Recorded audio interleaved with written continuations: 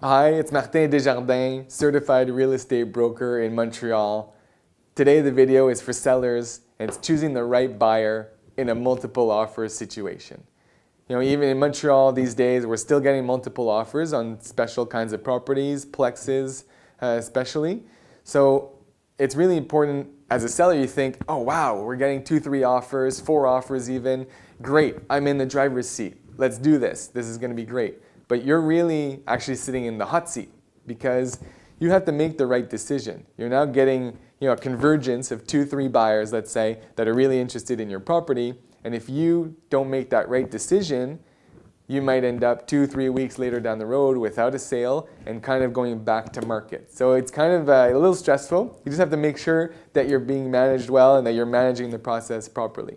So you want to make sure you don't necessarily just go for the price. Because if you just take the highest bidder, you know that they're just trying to get their foot in the door and they're going to eventually come back after the inspection, they're going to renegotiate. So you're going to be stuck dropping 5, 10, 15,000 even because they might realize like, hey, I kind of overpaid for this property and I want to kind of get back to where my comfort zone is, which is where the other buyer, which had really no conditions and was willing to take it at.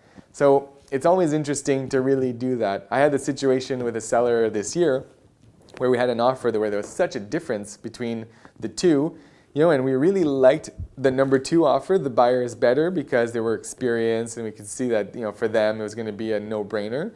But the risk was so low because we had so much to work with. However, I said these buyers, they could also walk away.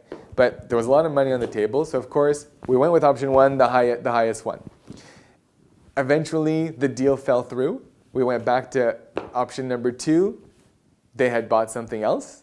So all of a sudden, we're exactly that situation back to, okay, so now we're back on the market. We had to drop the price. We still got it sold quickly and at a price that the sellers were happy. But between you and I, it was a little under what the second offer was because now we're kind of in a position where the summer months were coming and we really had to make a move.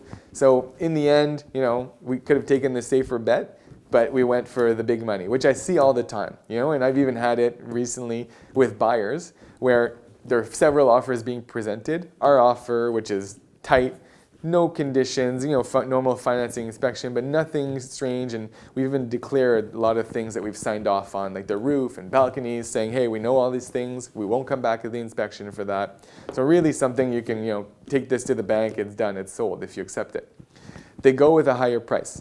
They went with a much higher price. There were actually 5 or 6 offers. And we were, on our price, we were really maybe 5th in line. So they said, listen, we're going to go through the process.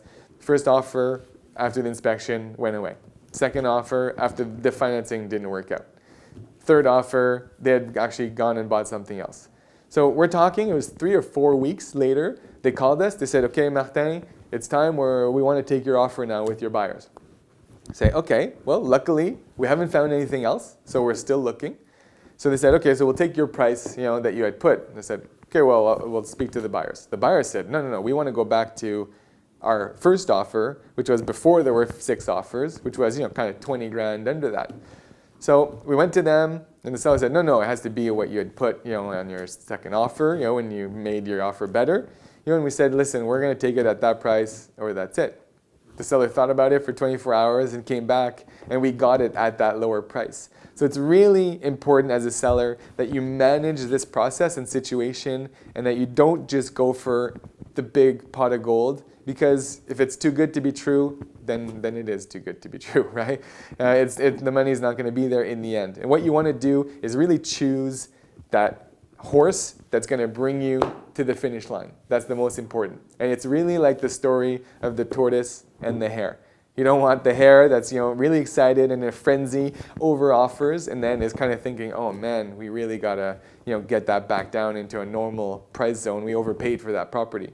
You want the person that really took a sound decision and made the decision knowing what they were getting themselves into, because that's the one that's really going to get to the finish line and get your property sold.